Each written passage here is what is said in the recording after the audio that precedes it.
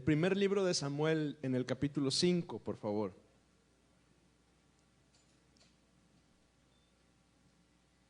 Primer libro de Samuel, capítulo 5.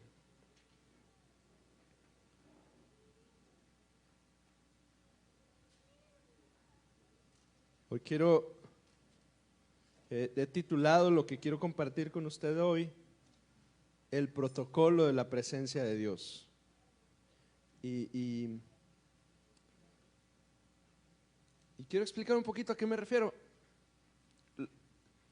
Hoy quiero iniciar hablando con usted acerca de protocolos. Los protocolos son importantes. Un protocolo es un conjunto de reglas de formalidad que rigen un acto, un ritual o una ceremonia. Eso es un protocolo. O sea, es una lista de requisitos, de orden, de características, de reglas que rigen la formalidad de una ceremonia. Y hay muchos tipos de protocolos, ¿sí? Hay protocolos sociales. Por ejemplo, cuando usted llega a algún lugar, a mí me enseñaron que usted llega ahí, saluda, porque es un protocolo. Llegamos y saludamos. Hoy ya estamos muy medio restringidos, ¿no? Pero recordamos que cuando empezó este periodo de distanciamiento social nos decían, ya no saludes, ¿verdad? Porque ahora el protocolo es saludar a distancia, ¿no es cierto? O sea, ya no debe haber contacto físico, debemos estar distanciados. De hecho, ese cambio de protocolo hizo que incluso compañías cambiaran su estilo, su filosofía y hasta sus logotipos. Oiga, no sé si usted se dio cuenta, pero Mercado Libre, una tienda en la que a lo mejor alguno de ustedes ha comprado alguna cosa por ahí, tenían el logotipo era dos manos que se estrechaban y cuando inicia el periodo de pandemia ahora era de codo, porque ahora nos enseñaron que el protocolo era de lejos, ¿verdad? Hay protocolos diplomáticos, por ejemplo. No sé si usted sabe que recientemente hay una diferencia diplomática entre México y otro país porque no quieren aceptar que vaya cierta persona como embajador. O sea, hay protocolos diplomáticos, hay protocolos políticos. Por ejemplo, el 1 de diciembre, cada 6 años, somos testigos en la televisión de un montón de protocolos, ¿verdad? De un cambio presidencial que implica la asistencia a un auditorio en particular, con una audiencia particular y hay un intercambio de una prenda que el presidente saliente se la tiene que dar al nuevo y se la tiene que dar con la mano derecha, le tiene que poner de esta forma y aquel lo recibe, etcétera. Todo lo que le estoy platicando son protocolos. Hay protocolos reales, por ejemplo. Si usted algún día tiene la oportunidad de viajar a Londres y anda de turista por ahí y quiere llegar al Palacio de Buckingham y usted quisiera entrar en el palacio y saludar a la reina, pues simplemente no es posible, ¿verdad? No es posible porque para poder visitar a la reina usted tiene que ser invitado. Además, tiene que cumplir con una serie de requisitos, debe conocer las reglas que rigen la convivencia en ese lugar. Más aparte las reglas que rigen la convivencia cuando la reina está presente. Si acaso existiese la posibilidad de que usted fuese invitado a una cena al Palacio de Buckingham, usted no puede simplemente acercarse con la reina y decir, ¿qué onda, Chabela? ¿Cómo estás? Pues no, ¿verdad? No podemos. No puede simplemente acercarse y saludarla. De hecho, no puede ni acercarse y mucho menos tocarla. A menos que ella extienda su mano para saludarle, usted no puede ni extenderla ni siquiera sugerir. El protocolo es que usted tiene que estar de pie delante de ella y si ella extiende su mano, bueno, usted podrá estrechar levemente, suavemente su mano. Y yo sé que vemos estas películas que se inclinan y le besan la mano, pero no puede hacerlo porque es parte del protocolo, usted no lo puede hacer. A la hora de cenar, en el escenario de que usted está ahí invitado en el Palacio de Buckingham, le recomiendo que coma pronto, ¿sí? Lo que sea que le sirvan, cómaselo pronto. ¿Por qué? Porque en el momento en el que la reina deja de comer, se retira su plato y el de todos los demás. Así es que si come despacito como Marco, mi hijo, él en casa es el que come más lento de todos, pues se va a quedar con hambre. Los platos son retirados y nadie más come en esa cena. La verdad es que vivimos rodeados de protocolos. Hay algunos de ellos de los cuales estamos conscientes y hay otros que no. Por ejemplo, hay muchos protocolos que surgen de la costumbre y los desempeñamos inconscientemente. Otros los aprendemos a costa de varazos, chanclazos y regaños. Por ejemplo, usted sabe que cuando hay un acto cívico, usted debe estar en posición de firmes, exacto. Y que si la bandera entra, ¿usted qué tiene que hacer? Saludarla. Y nada que usted está saludando así. La mano firme, en posición marcial, porque es lo correcto, porque ese es el protocolo. Oigan, nos lo repitieron tantas veces la maestra Juanita de cuarto C, híjole, nos ponía pintos cuando no atendíamos a la indicación, ¿no es cierto? Y luego nos ponían hasta en medio, ¿no? Para exhibirnos delante de todo, pero no estamos bien parados en el acto. En casa hay protocolos. Cada quien recoge los platos que usó en la comida y los coloca en el fregadero. Es más, en la primera iglesia que pastoreamos, Lorena y yo, teníamos un protocolo. Nos reuníamos en el patio de una casa y al final de la reunión cada quien debía recoger su silla y meterla a la casa.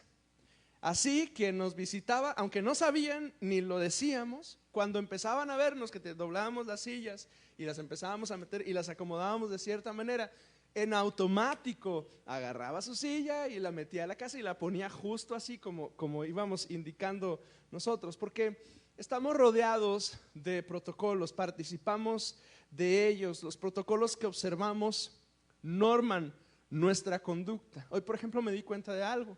Mi niño, el más pequeñito, normalmente no es muy expresivo, ustedes lo conocen.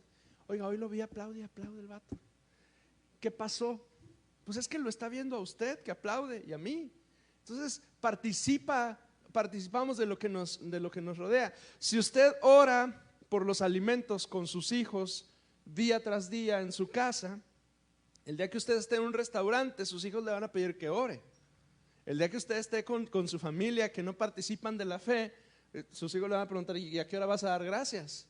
¿Por qué? Porque los protocolos nos norman, nos rigen. Pues en Dios también hay protocolos. Y el día de hoy quiero que observemos un episodio que es muy interesante en la Escritura. Y en este episodio, en este pasaje, hay un objeto extraordinario que la Biblia menciona, que tiene un valor incalculable. Hay un hombre cuya vida inspira hoy un deseo por alinearnos a los protocolos de Dios. Y quiero que empecemos por el hombre. Se llama David. Y usted ha oído de David. Usted ha escuchado a David. Es el niño pastor que se convierte en el niño siendo ungido para ser un rey, que pronto se convierte en un joven guerrero asesino de gigantes, y después en un hombre joven fugitivo del rey, quien huye por su vida, pues el rey Saúl lo quiere asesinar porque es un celoso. Y finalmente este David es convertido en el rey coronado, quien unifica a la nación de Israel, siendo recordado en el Nuevo Testamento incluso como un hombre conforme al corazón de Dios. Y David ha demostrado en lo que conocemos en la Escritura, David nos demuestra vez tras vez que es un hombre temeroso de Dios y que está interesado en obedecer las ordenanzas del Señor. Él sabe que si está alineado con Dios, toda la nación está alineada con Dios, ¿sí? De hecho, el inicio de este pasaje es justamente ese. David ha entendido que si él como rey participa o hace o marca una pauta en su conducta, en su manera de ser, eso va a trascender no solo a su familia, pero a su corte real, a sus colaboradores, a sus consejeros y eventualmente a toda la nación. O sea, él sabe, como usted y como yo, que si usted está alineado, su familia es bendecida. Y que si usted no está derechito, su familia tampoco va a estar bendecida. y que yo como pastor de la iglesia estoy alineado, Dios nos bendice a todos, y si yo mismo empiezo a flaquear en algún área de mi vida, eso afecta a quienes están bajo mi liderazgo. Es un principio espiritual, así es, no nos preguntaron, así es que más nos vale estar derechitos, ¿verdad? David sabe que si él está derecho, la nación entera va a ser bendecida. Y un día recuerda que hay algo, hay un objeto que no está donde debe estar. Y el nombre de este objeto es el arca. Ahora, siempre que leemos este pasaje, si es la primera vez que estamos leyendo este pasaje, leemos arca, la mayoría de nosotros nos vamos y nos vamos allá al Génesis, pensamos en un barcote gigante de madera y nos imaginamos el arca de Noé, pero es una palabra que utiliza la escritura para describir más bien un cofre. En sus boletines yo intenté que estuviera una imagen, aunque quedó medio mal impresa, pero en la página donde le dirige, ahí sí estaba una foto de ese objeto. Es un cofre, es una cajita. Hace mucho tiempo, para el momento en el que David está viviendo, como 500 años antes de David, hubo un suceso que marcó la historia de Israel, y es la liberación del pueblo de Dios de la esclavitud en Egipto. Usted conoce la historia, usted ha visto, ha leído, le han platicado y ha escuchado un montón de sermones, y sabe usted de las plagas que cruzaron el Mar Rojo, echó a la mar los carros del faraón. Todo eso usted lo conoce. Si no vio la película de Charlton Heston, vio la película de Christian Bale, entonces usted está identificado con el Éxodo. Durante el peregrinar en el desierto, cuando salen de Egipto, Dios les da una serie de instrucciones a Moisés y a su pueblo para construir algo así como un templo desmontable. Imagine un lugar en el que la gente puede venir a adorar al Señor, pero no está hecho de concreto, ni de plafón, ni de bloques, ni de techo, está hecho de tela. Porque ese templo desmontable iba a ser transportado de un lugar a otro, ¿verdad? La gente podía ir a buscar al Señor, pero como ellos estaban peregrinando en el desierto, no podía estar fijo. Entonces cuando se movían, quitaban todo, iban caminando hacia donde Dios estableciera, y ahí volvían a poner otra vez. Era una especie de tienda de campaña. Imagine como las tiendas de campaña de los circos, que pronto las quitan de un lugar y las montan en otro. Y Dios, para construir ese lugar, Dios les indica medidas, materiales, diseño, horarios, simbolismos, ceremonias, a través de las cuales ellos podrían buscar a Dios. En pocas palabras, ese lugar es como la mayor muestra de que Dios es quien marca los protocolos cuando se trata de buscarlos. Si usted cree que cualquier persona puede buscar al Señor, bueno, sí, cualquiera que tenga el deseo, el que cree, el que quiera buscar a Dios necesita creer que lo hay y que es galardonador de los que le buscan, sí, pero Dios ha definido el cómo. O sea, no es que usted un día va y llega delante del mar, se postra delante del mar, toca el agua del mar y usted ya está adorando a Dios, usted ya está en contacto con Dios. No, Dios ha marcado una serie de pautas como reglas para poder buscarle. Ese lugar es el mejor ejemplo. Tenía que entrar por cierta parte y no todos podían entrar. Y cuando entraban tenían que hacer ciertas cosas. Dios como diciéndole al pueblo y a nosotros hoy: si me quieres buscar y tener comunión conmigo, estos son los protocolos. O sea, así es como puedes buscar. Y entre todos los objetos que había se encuentra el arca. Es un cofre de madera recubierto de oro, laminado, con una tapa de oro sólido que tenía labrados 2 ángeles encima, como que si estuvieran escoltando o protegiendo el interior de la caja, del cofre o del arca. Y entre todos los objetos que se encontraban en ese templo rodante, que llamamos tabernáculo, ese cofre, el arca, era el objeto más importante. O sea, valía más y tenía más valor, no solo material, sino simbólicamente. Era lo más importante que podía haber en ese lugar. Ahora, esas cajas, esos cofres eran comunes en las culturas del Medio Oriente. O sea, no es la única que existe. Cada nación tiene su cajita en la cual están guardados algo así como los tesoros nacionales. Los objetos religiosos de mayor valor los guardaban en ese lugar. Pero en esta, la cosa es distinta, porque en este cofre no hay oro adentro, no hay piedras preciosas adentro, por supuesto que no hay ídolos, no hay imágenes, no hay estatuas de nada. ¿Usted sabe qué hay adentro de ese cofre? Hay un plato con maná, o sea, imagínese un tazón con algo así como cornflakes o avena, ahí, y hay un palo adentro, y es todo lo que hay. Una vara que el sacerdote alguna vez utilizó y que reverdeció, y la guardaron ahí como testimonio. El valor de esta cofre no lo definía su contenido, sino el significado del mismo. Y este cofre representaba la presencia de Dios. Entonces imagine una caja, pero esa caja, el valor es que representa la presencia de Dios. Israel entendía que ese objeto era importante porque si ese objeto, si ese cofre estaba con ellos, entonces ellos sabían que Dios mismo estaba ahí con ellos. Y de hecho, cuando cruzan el Jordán, cuando están a punto de conquistar Jericó, ellos cruzan en seco porque quienes van cargando ese cofre apenas pisan el río y el río empieza a secarse.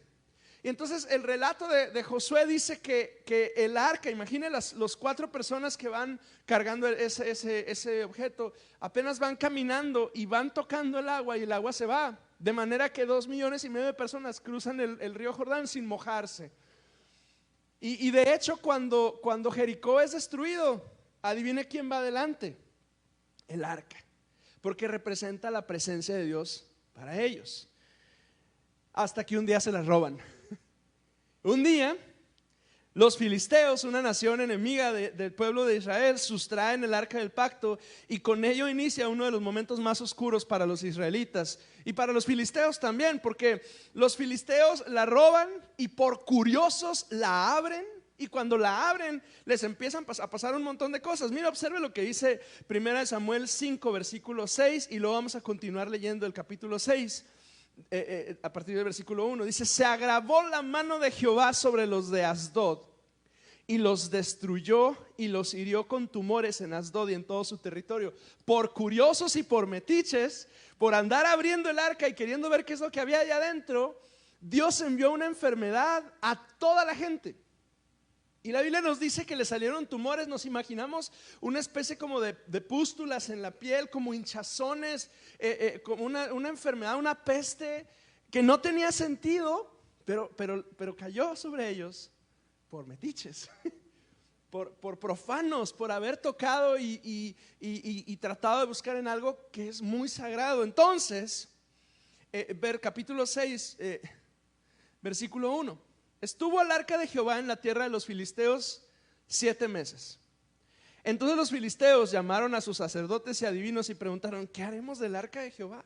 Hacednos saber de qué manera la hemos de volver a enviar a su lugar, porque ya se dieron cuenta que es por profanos, por irrespetuosos que se enfermaron.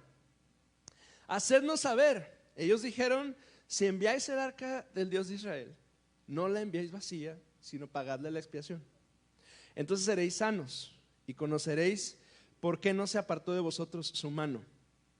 Y ellos dijeron: ¿y qué será la expiación que pagaremos? Y ellos respondieron: conforme al número de los príncipes de los filisteos, 5 tumores de oro y 5 ratones de oro, porque una misma plaga ha afligido a todos vosotros y a vuestros príncipes. Tomaréis luego el arca de Jehová, la pondréis sobre un carro, y las joyas de oro que le habéis de pagar en ofrenda por la culpa, las pondréis en la caja al lado, las dejaréis que se vaya y observaréis. Si sube para el camino a su tierra de Bet-Semes, él nos ha hecho este mal tan grave. Si no, sabremos que no es humano la que nos ha herido, sino que esto ocurrió por accidente.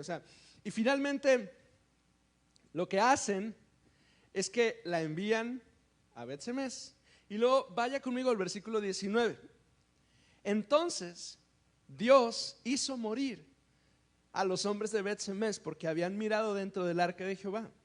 hizo morir del pueblo a 50,070 hombres. Y lloró el pueblo porque Jehová lo había herido con tan gran mortandad.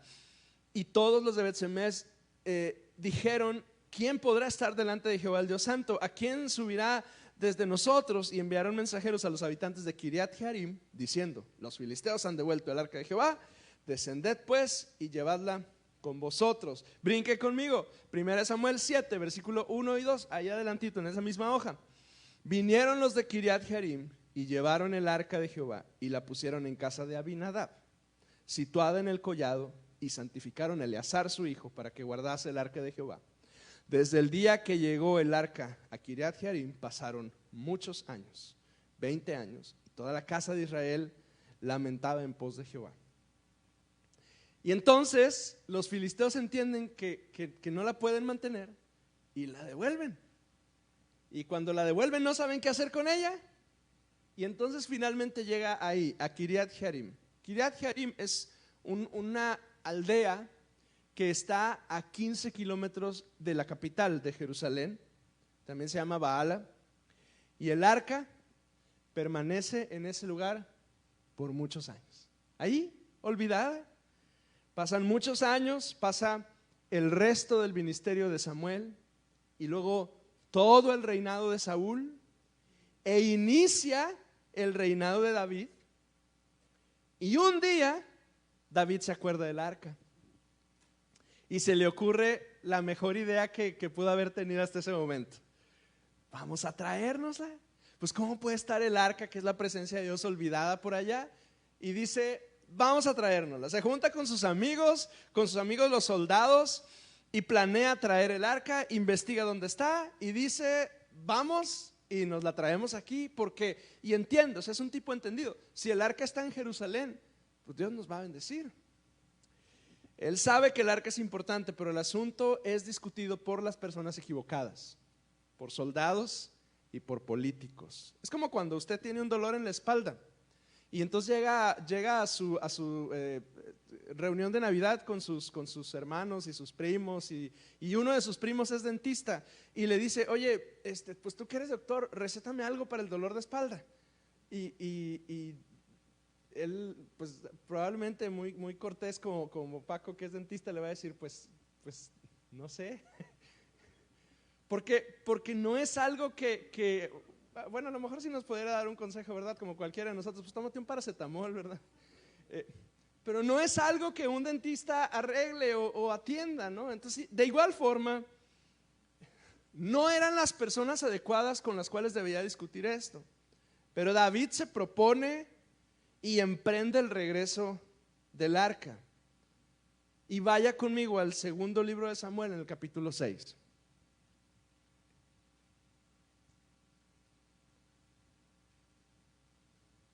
Segundo libro de Samuel, capítulo 6. Fíjese lo que hace este hombre. David volvió a reunir a todos los escogidos de Israel, 30,000. Y se levantó David y partió de Baala, de Judá, con todo el pueblo que tenía consigo, para hacer pasar de allí el arca de Dios, sobre la cual era invocado el nombre de Jehová de los ejércitos, que mora entre los querubines. Pusieron el arca de Dios sobre un carro nuevo, la llevaron de la casa de Abinadab, que estaba en el collado, y Usa y Ahío, hijos de Abinadab, guiaban el carro nuevo. Y cuando lo llevaban de la casa de Abinadab, que estaba en el collado, con el arca de Dios, Ahío iba delante del arca, y David y toda la casa de Israel danzaban delante de Jehová con toda clase de instrumentos de madera que haya, con arpas, salterios, panderos, flautas, címbalos. Pero cuando llegaron a la era de Nacón, Usa extendió su mano al arca de Dios y la sostuvo, porque los bueyes tropezaban. Y el furor de Jehová se encendió contra Usa, y lo hirió ahí Dios por aquella temeridad, y cayó ahí muerto junto al arca de Dios. Y todo iba aparentemente bien hasta que muere Usa. Ahora, ¿y quién es Usa? Usa era un miembro de la casa de Abinadab. La casa de Abinadab era el lugar donde el arca había estado por todos estos, a mi cuenta, son alrededor de 50 años los que ha estado el arca en ese lugar. Usa muy probablemente nació y el arca ya era parte de su cotidianidad. O sea, para cuando Usa nació, el arca ya estaba ahí. Probablemente en la casa de Abinadab habría un cuarto especial donde se guardaba el arca. Quizá Usa jugaba fútbol afuera de esa habitación. El fútbol no existía, pero seguramente como era un niño creció por ahí, él jugaba. A lo mejor un día jugando miró hacia adentro y pudo observar un poquito del detalle de este cofre tan bonito, sus decorados, los ángeles que lo cubrían. Eventualmente creció y alguna vez probablemente le hayan conferido la responsabilidad de limpiar esa habitación y quizás hasta el mismo cofre sagrado. Usa estaba familiarizado con el arca, de modo que no fue difícil para él el día que el arca está a punto de caerse de la carreta, simplemente extender la mano como quien está sosteniendo. Digo, alguna vez movimos este púlpito para allá y cuando lo movemos es medio endeble y yo los vi pronto, a ver, vamos a tratar de dar para que no se caiga. Pues es parte de la familiaridad, ¿no? Se cae un vaso en su casa y usted pronto trata de alcanzarlo. Pero el día que Usa se atreve a hacer eso, Usa muere. Porque los protocolos con Dios son importantes. David quería el arca. David quería la presencia de Dios. Quería la bendición de Dios. Pero no había considerado los protocolos que tenía que cumplir para poder tenerla. Y entonces, después de que este hombre muere, David entiende que quienes saben de los protocolos no son los políticos ni los soldados. Quienes saben de los protocolos son los sacerdotes. Y después de una regazón, finalmente va con los que tenía que ir desde el principio. Vaya conmigo a Primera de Crónicas capítulo 15, porque ahí es donde nos da el relato, información respecto de este diálogo que tiene con los sacerdotes. Primera de Crónicas capítulo 15, vamos a leer el versículo 1 y 2, luego el 4 y luego vamos a brincar hasta el versículo 12. Primera de Crónicas 15. Hizo David también casas para sí en la ciudad de David y arregló un lugar para el arca de Dios y le levantó una tienda. Está preparándose para traer el arca. Entonces dijo David, y aquí, finalmente entendió, ¿verdad? El arca de Dios no debe ser llevada sino por los levitas, porque a ellos ha elegido Jehová para que lleven el arca de Jehová y le sirvan perpetuamente. Brincamos, reunió también David a los hijos de Aarón y a los levitas y les dijo: vosotros sois los principales padres de las familias de los levitas, santificaos vosotros y vuestros hermanos y pasad el arca de Jehová Dios de Israel al lugar que le he preparado. Pues por no haberlo hecho así vosotros la primera vez, Jehová nuestro Dios nos quebrantó, por cuanto no le buscamos según su ordenanza. Así los sacerdotes y los levitas se santificaron para traer el arca de Jehová Dios de Israel. Mire, cuando Dios hace algo entre nosotros, cuando notamos que su bendición está en nuestra familia, cuando Él se está moviendo entre su pueblo, cuando percibimos de alguna manera que Dios está entre nosotros, es cuando más cuidadosos debemos ser en seguir sus protocolos. Estoy seguro que tú en este tiempo o en algún momento de tu vida has empezado a ver que eso sucede en tu familia, en tu casa o en nuestra iglesia. Dios de pronto nos regala tiempos nuevos, temporadas nuevas, aquí en el ministerio, en tu casa, en tu familia, en tu trabajo. Yo tengo un buen amigo con el que he estado platicando, ayunamos juntos el ayuno de Daniel, y él me dijo: es que algo pasó en esas 3 semanas que cambió el ambiente de mi trabajo. O sea, Dios le regaló un nuevo tiempo. Pero el mejor momento de aprender y de seguir los protocolos de Dios es justo cuando notamos que Dios se está moviendo. Y cuando hablamos de protocolo con Dios, pudiéramos reducirlo a una palabra tan sencillita, tan simple: santidad. Mire, dirigir una familia, dirigir un equipo de trabajo, dirigir una iglesia es difícil. Si somos honestos, en este tiempo es quizá hasta más difícil. Las personas que siguen nuestro liderazgo a menudo no tienen idea si somos capaces o no, si tenemos el equipaje y las herramientas necesarias o no para el trabajo que desempeñamos. Y a menudo los papás, los consejeros, los líderes, los jefes, los pastores, no tenemos respuestas a todo. No sabemos exactamente cómo van a funcionar las cosas y muy a menudo estamos resolviendo cosas en el camino. Pero todo eso es válido siempre y cuando sigamos los protocolos de Dios. Por no seguir los protocolos de Dios, David y toda su gente se detuvo 3 meses a costa de la muerte de uno de ellos. Porque miren, cuando Dios está en un lugar, Dios lo transforma todo y se mueve como Él quiere y hace lo que Él quiere. Pero la presencia de Dios en un lugar, sin seguir los protocolos adecuados, se puede convertir de una bendición en un quebranto. Dios está entre nosotros, su bendición está entre nosotros, y yo necesito esa presencia de Dios al dirigir a mi familia, al dirigir a mi equipo, al dirigir mi iglesia. Y tú, hermano, hermana, necesitas también la presencia de Dios contigo para dirigir tu familia, tu negocio, tu equipo de trabajo, tu matrimonio. Pero hoy quiero animarte, primero que nada, a que no seas como Usa. No te familiarices con la presencia de Dios, tanto que llegue el punto en que creas que la presencia de Dios contigo es algo cotidiano, algo que tiene que estar ahí. Que llegue incluso a hacerte pensar que puedes tocar lo sagrado con manos profanas. Y que caigas en el engaño de creer que las cosas santas de Dios pueden ser maniobradas con estilos, con formas y con modos incorrectos. Y que llegues a creer que no pasa nada.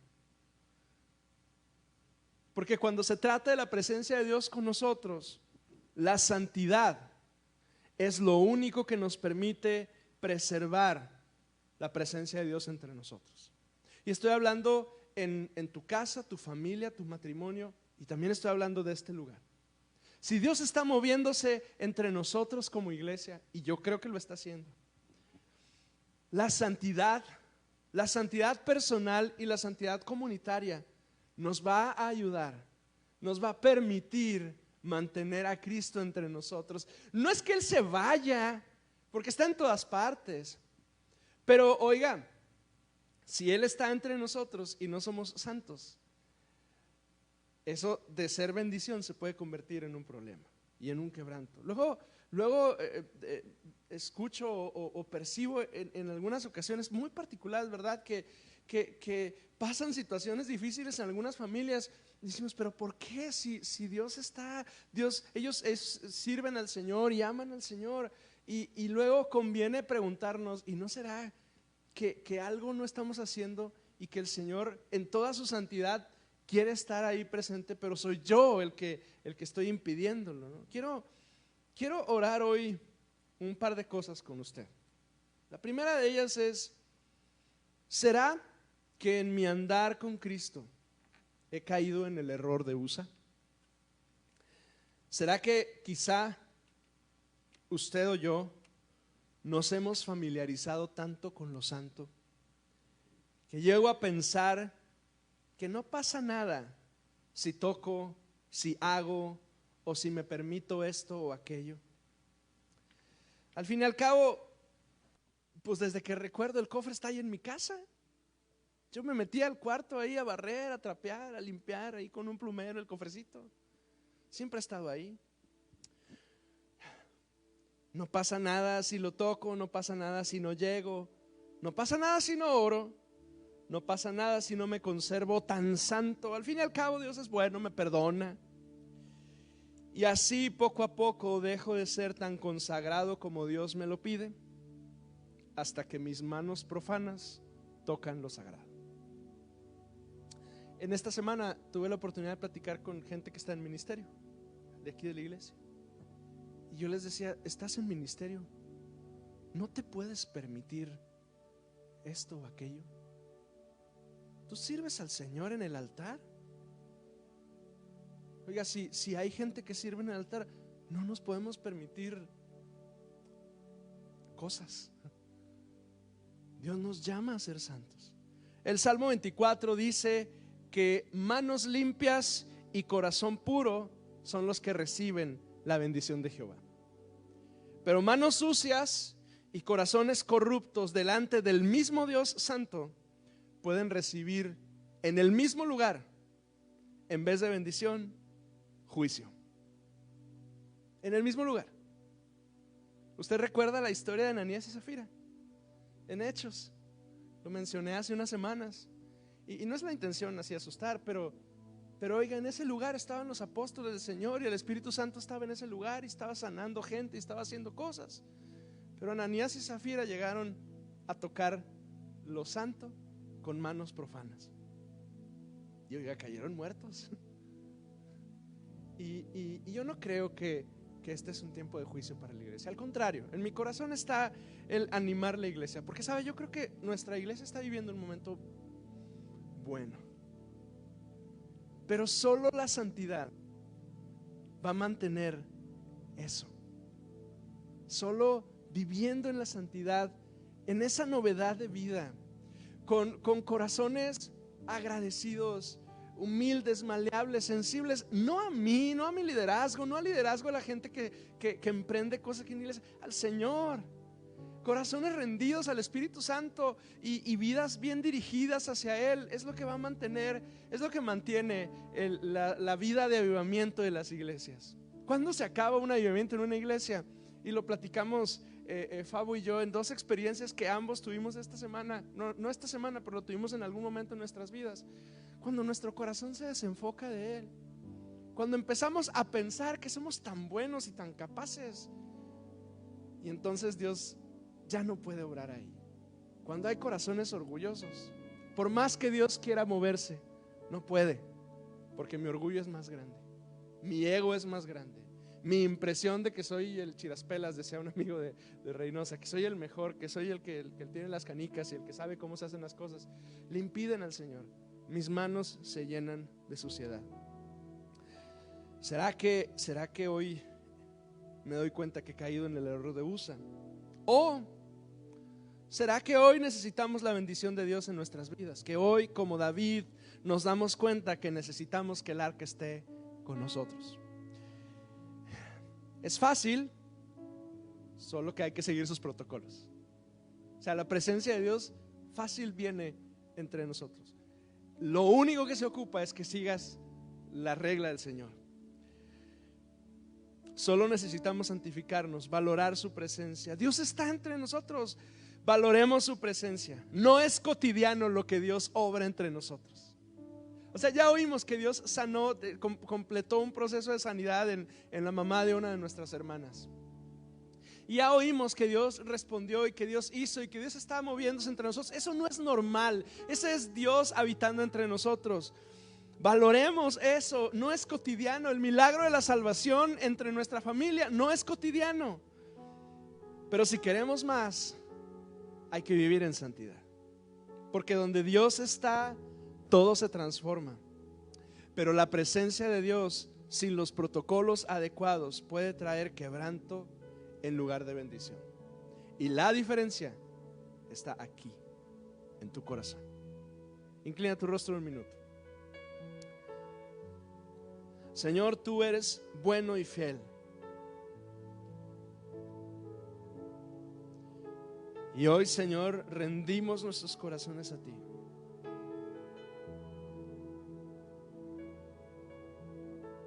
Señor, yo no quiero ser como Usa,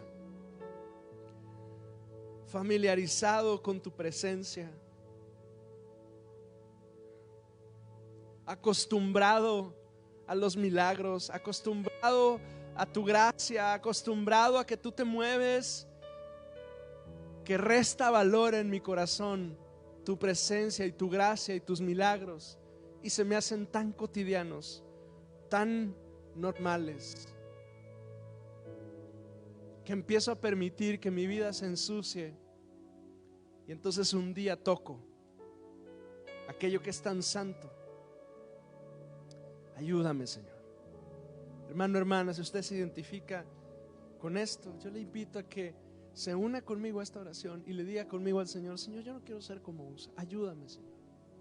Ayúdame, Dios. Ayúdame a mantener el asombro por tu presencia en mi mente y en mi corazón. Ayúdame a mantener mi mente dirigida hacia ti, Señor, mirando hacia ti, no permitiendo que mis manos se ensucien, Señor. Señor, ayúdame a que mis manos estén limpias, mi corazón esté puro para poder recibir tu bendición, Señor. Enséñame, Señor, en el nombre de Jesús. Hermano, hermana, yo no sé si quizá alguno de nosotros hoy necesitamos el arca de Dios entre nosotros en nuestra casa. Es decir, usted identifica algo no está cuajando, y lo que no está cuajando es que Dios no está. ¿Qué le parece si hoy estamos de pie y le decimos: Señor, que tu presencia esté conmigo, que tu presencia esté conmigo en mi casa, entre Lorena y yo y mis hijos, Señor, en mi oficina, Señor, que tu presencia esté entre nosotros, Señor. Pero quiero seguir tu protocolo, quiero seguir tu instrucción. Eleve sus manos y puede hacerlo conmigo y dígale con su corazón al Señor: Señor, que tu presencia esté conmigo, Señor. Dios, que mi vida sea un lugar apropiado para que tu presencia pueda habitar, Señor. Y hoy no tenemos cofres de madera con oro cubriéndolos, pero tenemos un altar de adoración que espera ser un lugar de culto al Señor.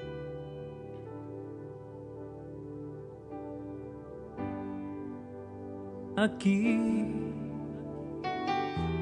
tan cerca de mí, eres todo lo que quiero, me desespero por ti.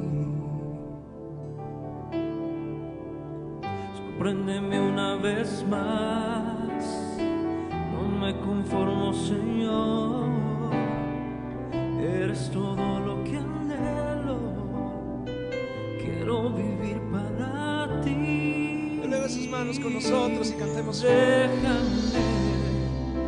entrar aquí junto a ti, mi Jesús.